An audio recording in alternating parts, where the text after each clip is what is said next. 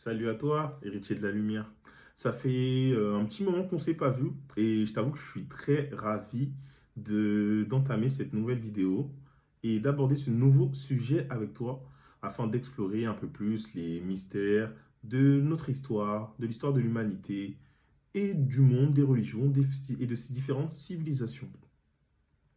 À la suite de la première vidéo que nous avons sortie, il y a deux questions très pertinentes qui m'ont été posées qui sont les suivantes. Est-il possible d'avoir une même religion que d'autres peuples? Est-ce normal ou pas que deux cultures, civilisations aient la même religion?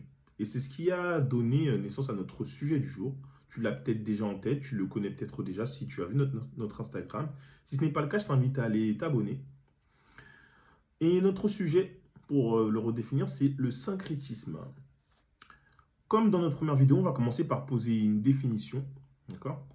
Tu peux aller prendre ton dictionnaire si tu veux ou faire comme moi confiance au Centre national de ressources textuelles et linguistiques qui définit le syncrétisme comme la fusion de différentes cultures ou de doctrines religieuses, comme la tentative de conciliation des différentes croyances en une nouvelle qui en ferait la synthèse. Dans l'Antiquité gréco-romaine, c'est la combinaison plus ou moins harmonieuse d'éléments hétérogènes issus de différentes doctrines philosophiques ou de visions du monde. Par analogie, notamment dans les domaines de la sociologie, ou de l'anthropologie culturelle, c'est le mélange, la fusion d'éléments de plusieurs cultures ou de différents systèmes sociaux.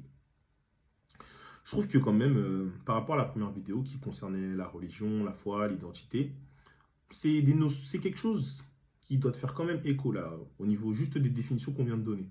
Si ce n'est pas le cas, franchement, je t'invite à aller voir notre première vidéo qui, qui est dans la continuité de celle-ci.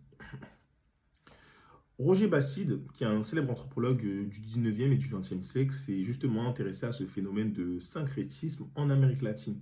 Pourquoi l'Amérique latine? C'est une zone géographique du monde qui a été, de par son histoire, touchée par le commerce triangulaire, la traite négrière et la colonisation. Et ce qui a fait que c'est devenu le point, un gigantesque point même de rencontre entre la culture occidentale blanche, la culture noire africaine et la culture indigène des peuples natifs américains, plus vulgairement appelés indiens. Et au Brésil de cette rencontre, de ce choc culturel, est née la religion du spiritisme d'Ubanda. Il faut savoir qu'il y a différents phénomènes syncrétiques présents dans cette région d'Amérique latine, dans la Caraïbe. Par exemple, on a le candomblé brésilien, encore une fois au Brésil, la santeria cubaine, la religion de la princesse Maria Lonza au Venezuela, ou le spiritisme nègre de Cuba, et j'en passe. Le quimbois en Guadeloupe, le tiambois en Martinique, le vaudou en Haïti. Voilà. Bastide, lui, voit l'Ouganda comme le phénomène le plus curieux dans tous ces phénomènes du syncrétisme. En effet, bien que ceux-ci se considèrent comme catholiques, dans les années 70, on considère que c'est 30 millions de Brésiliens qui sont plus ou moins étroitement liés à cette religion du spiritisme d'Ubanda. Mais avant d'approfondir sur la religion d'Ubanda, nous allons voir comment Bastille, lui, définit ce qu'est le syncrétisme. Il qualifie ce phénomène comme le mélange entre plusieurs civilisations qui se marient au lieu de rentrer en confrontation directe. Il différencie deux types de syncrétisme. Premièrement, le syncrétisme magique, qui est l'addition, l'accumulation de gestes, de formules, des magies médiévales et indiennes. Par exemple, dans le candomblé brésilien, on ajoute au rituel d'initiation une messe d'action de grâce à Dieu. Au Guatemala, on ajoute aux prières dites aux saints une longue marche en montagne pour offrir en sacrifice aux esprits de la nature. Si le syncrétisme magique se définit à travers des mots et des gestes, on peut facilement imaginer que les traces de certains rituels ou cérémonies soient parfois oubliées ou perdues. Pour pallier à cela, on les remplace par d'autres en essayant de garder une certaine logique avec les connaissances précédentes. Le but vraiment de cette addition, de cette accumulation de gestes, de rituels, de mots, c'est d'en augmenter l'efficacité. Deuxièmement, Bastille identifie le syncrétisme religieux, qu'il considère que c'est la recherche d'identification de correspondance mystique. Par exemple, les vaudous ne sont identifiés aux saints et les paroles de Dieu sont réinterprétées à travers les croyances animistes. Pour le citer, lorsque les esclaves africains, par exemple, ont voulu cacher leur divinité noire en leur collant un masque blanc de façon à tromper leur maître, Ils ont choisi les saints dont la vie ou le symbolisme rappelait les mythes ou les symboles de leur orisha. Ainsi, Shango, le dieu du tonnerre, a été identifié à Sainte Barbe, qui protège de la foudre.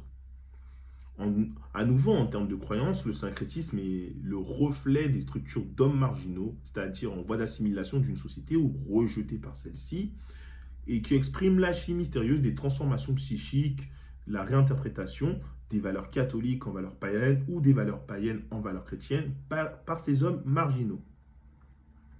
Sans nier la réalité ou encore le folklore derrière ces croyances, Bastide, lui, il vient s'interroger sur les mécanismes psychologiques derrière le processus syncrétique. Il émet l'hypothèse que le syncrétisme viendra en fait hiérarchiser des religions antagonistes. Je cite, une hiérarchisation qui n'est que le reflet de la situation d'infériorité de l'Indien dans un monde dominé par des Blancs. C'est-à-dire dans une vision bipolaire du monde où le christianisme est l'expression du divin et les croyances indigènes, qui sont elles aussi très, très réelles, sont l'expression du démoniaque. Il explique que sous l'effet de la frustration et de l'exploitation économique d'une ethnie par une autre, l'échec sociologique serait qualifié par un rapport plus ou moins fort à la religion indigène ou au christianisme. La place, la réussite semble être dépendante de l'appartenance et donc de l'identité religieuse. Dans le contexte de l'Amérique latine, les syncrétismes selon Bastide seraient liés d'une part à une volonté de revendication d'une religion nationale en continuité avec les cultes indigènes qui, eux, ont été condamnés par le catholicisme européen, et de l'autre part, ce serait lié à la pluralité raciale et culturelle de la société. Plus qu'un folklore, Bastide voit la condamnation d'une société par une classe en quelque sorte orpheline de cette société. Face à un christianisme en décalage avec les besoins actuels de la société, l'Ubanda permettrait un renouvellement continu des croyances en rapport avec les racines indiennes et facilement assimilable aux éléments des divinités africaines. Maintenant, il faut se rappeler qu'une majeure partie, si ce n'est la quasi-totalité des pays d'Amérique latine, comme je l'ai dit, ont connu l'esclavage et la colonisation. Ça s'apparente aussi à une christianisation. J'entends par là une propagation, une extension d'envergure du christianisme, aussi bien chez la main-d'œuvre déportée d'Afrique noire, tout autant que chez les peuples natifs d'Amérique. L'Ubanda a donc un rapport particulier avec chacune des différentes formes du christianisme apparues au cours de l'histoire au Brésil.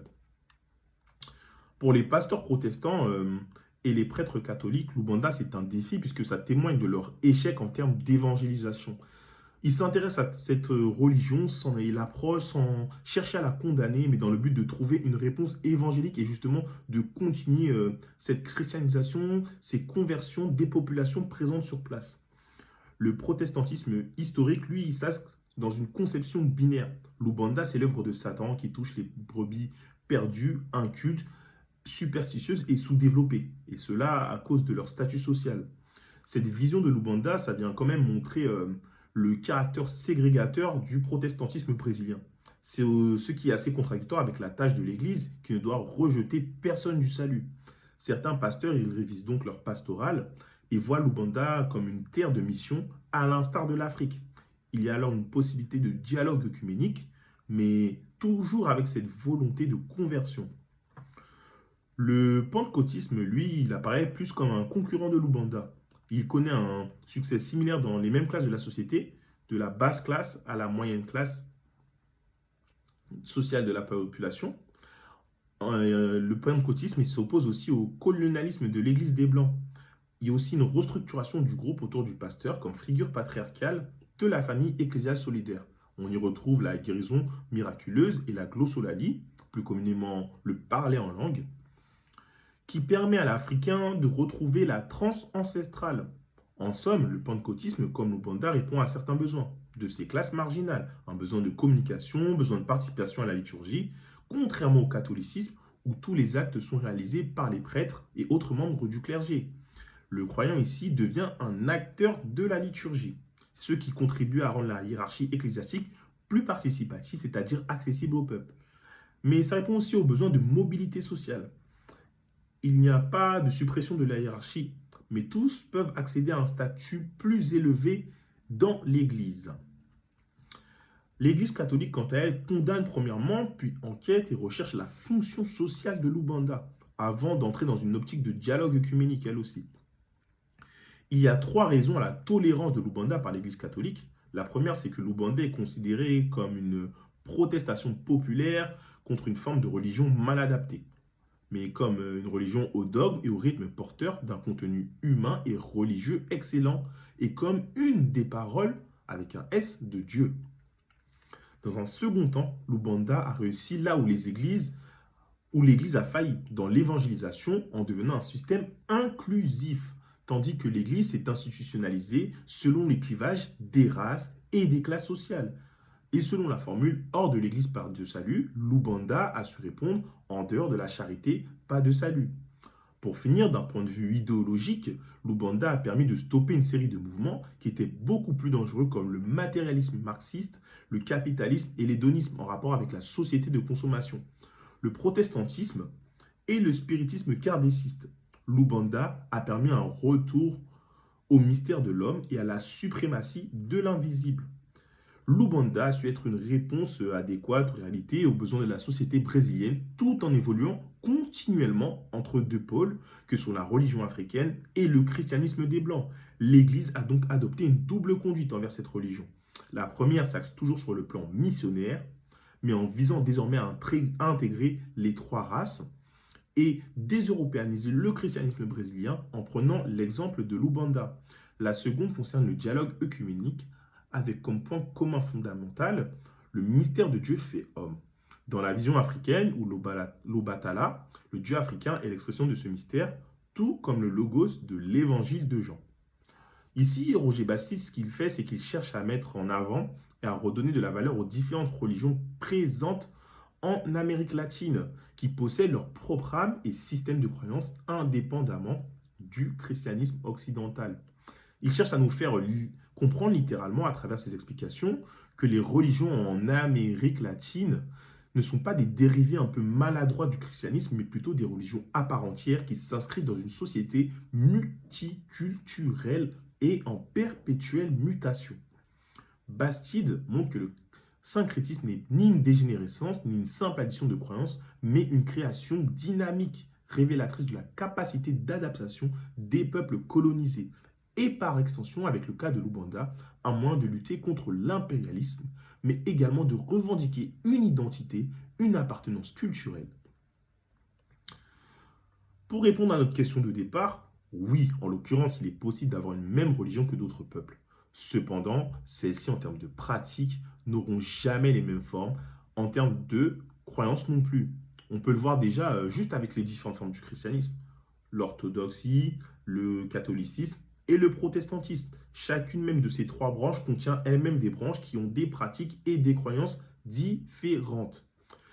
Alors, du contact et de l'interaction entre deux cultures se produit un phénomène d'acculturation qui désigne en anthropologie culturelle les phénomènes de contact et d'interpénétration entre civilisations différentes ou encore des modifications qui se produisent dans un groupe culturel concernant la manière d'agir, de percevoir, de juger, de travailler, de penser, de parler, par suite du contact permanent avec un groupe généralement plus large, appartenant à une autre culture.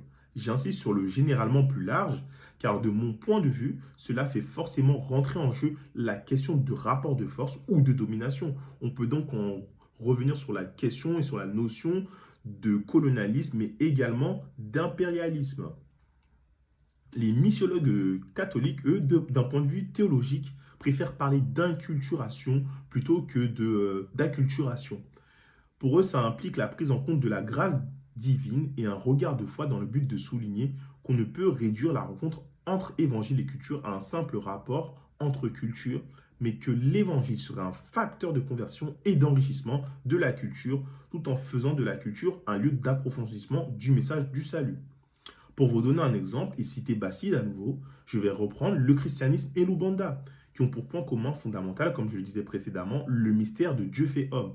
Dans la vision africaine, l'Obatala, et l'expression de ce mystère, dans la vision chrétienne, c'est le logos, ou encore qui est associé à Jésus dans l'évangile de Jean. Il s'agit désormais de retrouver l'unité du signifié chrétien afin de ramener plus intensément à Christ. Cependant, pour citer, Lorsqu'ils adoptent la position extérieure des sciences humaines, les missiologues emploient eux aussi le terme d'acculturation afin d'envisager d'une manière plus distanciée et objective des changements à la fois dans la culture destinataire de l'évangélisation, mais aussi en retour dans la culture qui a proposé le christianisme. C'est ainsi que l'on retrouve sous la plume des missiologues la formule d'acculturation du christianisme. Il y a donc bien des interactions interculturelles, bien que le rapport de force soit asymétrique. Une culture domine sur une autre, mais se voit elle aussi transformée dans une moindre mesure par la culture dominée. Oui, deux cultures, religions peuvent coexister dans une même société, mais comme nous l'avons vu ici, dans une conception manichéenne du monde, où deux forces s'opposent, ou du moins semblent s'opposer, des êtres marginalisés par l'une ou l'autre de ces deux religions, de ces deux visions, se retrouveront à la passerelle entre ces deux mondes, si je peux dire cela ainsi. Et de cela naîtra un ou des syncrétismes.